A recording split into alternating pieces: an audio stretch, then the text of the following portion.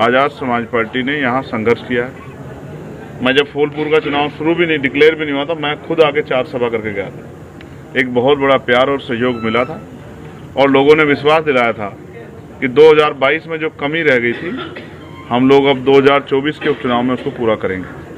फिर पार्टी ने शाही साहब को मौका दिया, हमारे बाद अन्य प्रत्याशी आए, लेकिन तब तक हम लोग जमीन पे अपना काम कर चुके थे। हमारी बूथ कमेटियां पूरी तैयार हैं, सेक्टर कमेटियां तैयार हैं। बिना संगठन के चुनाव नहीं होता। क्या तो भारतीय जनता पार्टी पे बूथ कमेटियां, सेक्टर कमेटियां होंगी, आज़ाद समाज पार्टी पे मुकाबला कड़ा है, मगर मेरा भरोसा है जिस तरह से हम लोग संघर्ष कर रहे हैं पार्लियामेंट से लेकर सड़क तक, कमजोर वर्गों का बहुत बड़ा आशीर्वाद सहयोग आज़ाद समाज पार्टी को इस चुनाव में मिलेगा। किससे मुकाबला है आपका? देखिए, मैं फिर आपसे कहूँगा, मैं किसी को छोटा नहीं कहूँगा कि कोई पीछे आ गए। जनता को तय करना है।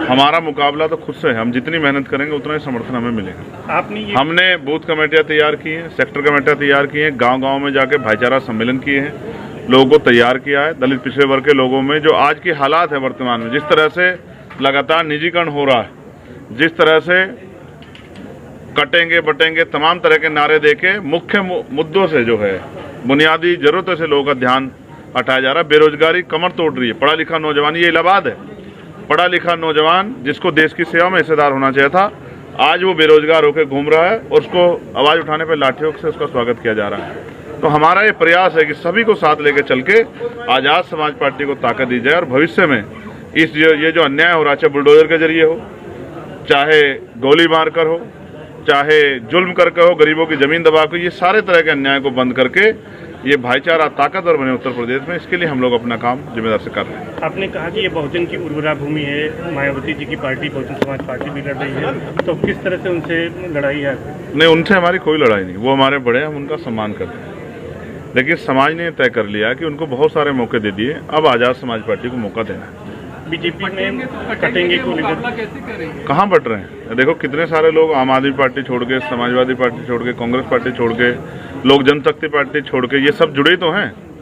हम लगातार कह रहे हैं कि पढ़ेंगे तो आगे बढ़ेंगे और मिलकर साथ चलेंगे, तभी देश को तरक्की के रास्ते पे लेके जाएंगे, तभी बुनियादी जो समस्या है उनका हल कर पाएंगे। ये उपचुनाव तो वही बात है जो बातें अखिलेश यादव और राहुल गांधी कहते हैं। तो अच्छी बात है, तो अच्छी बात है, कहनी चाहिए। अच्छी बात कहना कोई बुरी बात है क्या?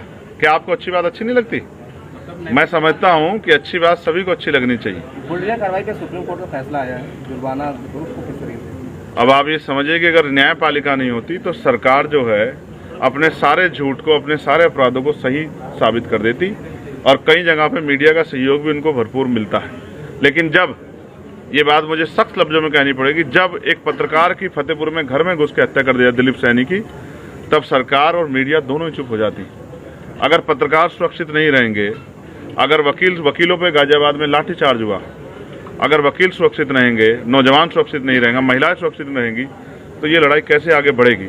तो सुप्रीम कोर्ट का माननीय सर्वोच्च न्यायालय का जो फैसला है वो सरकार को चेतावनी है। और एक और फैसला मदरसा बोर्ड पे भी उनका आया कि जिस तरह से नफरत बांट के ये सरकार जो है भावनाओं को उभार कर सिर्फ वोट लेना चाहती है। 7 साल से जो मुख्यमंत्री हैं, तीसरी बार जो है सरकार केंद्र में भारतीय जनता पार्टी की, वो भी नारा दे रहे डरेंगे, कटेंगे तो बटेंगे। क्यों, क्या हो गया आप लोगों को?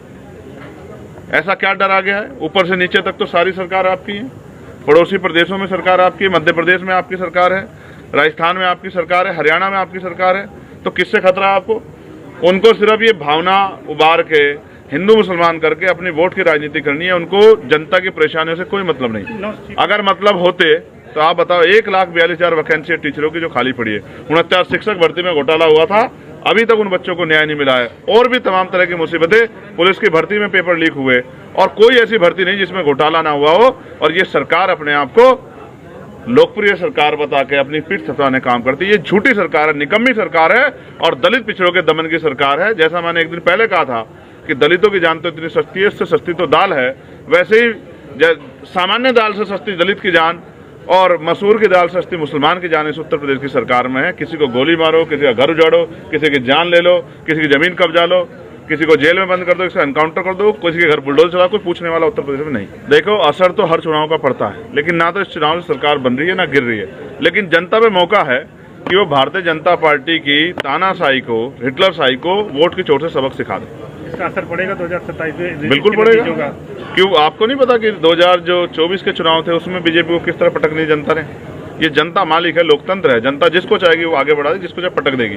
और जिनको घमंड हो गया है उन दरख्तों को गिरना पड़ेगा, खत्म होना पड़ेगा। कि मेरी बात को आप याद रखना। अच्छा, सरकार कहती थी कि 370 हटाए जम्मू कश्मीर से, और विधानसभा वहाँ पर सरकार बदलने के बाद पारित कर रही है, मारपीट हो रही है, और 370 को जो है वो फिर से वापस लाने की तैयारी है। शायद आप नहीं जानते, मैं तो जानता हूँ, मैं वकील हूँ, कि वहाँ जो है एलजी साहब के हाथ में बहुत कुछ है, हमारे गवर्नर साहब के हाथ में। आप समझते हैं ना? तो गवर्नर साहब के वहाँ रहते किस तरह से हिंसा हो रही है, इसका जवाब भारतीय जनता पार्टी को देना चाहिए। सरकार को बने तो जुमे जुमे 10 दिन भी नहीं हुए, लेकिन क्या ये कोई प्रयोग तो नहीं है? बॉर्डर की सुरक्षा की जिम्मेदारी सेंट्रल की है, स्टेट की नहीं है। ये जो कोई भी आतंकवादी कहीं से भी एंट्री करे उसका जड़ से सफाई करो। लेकिन फिर मैं आपसे कह रहा हूं कि कहीं ये बाकी चुनाव में लोगों को वोट लूटने के लिए कोई प्रयास तो नहीं, इस बात पे भी हमें ध्यान रखना पड़ेगा। स्टेट गवर्नमेंट को मेरी मंगल कामनाएं कि वो बहुत अच्छा काम करें और इस तरह के अपराध वहाँ ना बढ़े, इसके लिए वो निगरानी भी रखें। लेकिन सेंट्रल गवर्नमेंट का जो योगदान है उसको भी नहीं भूलना चाहिए, क्योंकि एलजी राज्यपाल साहब के हाथ में वहाँ बहुत कुछ है। विधानसभा में एकदम मारपीट के हालात हुए थे, एक दूसरे के विधायक लड़ रहे थे। 370 वापसी की बात चल रही है, क्या कहेंगे इससे? क्या अब ये बीजेपी के लोग जहाँ रहते हैं वहाँ इस तरह की मारपीट के काम ही करते हैं। अब बताओ मैं क्या कर सकता हूँ इसमें?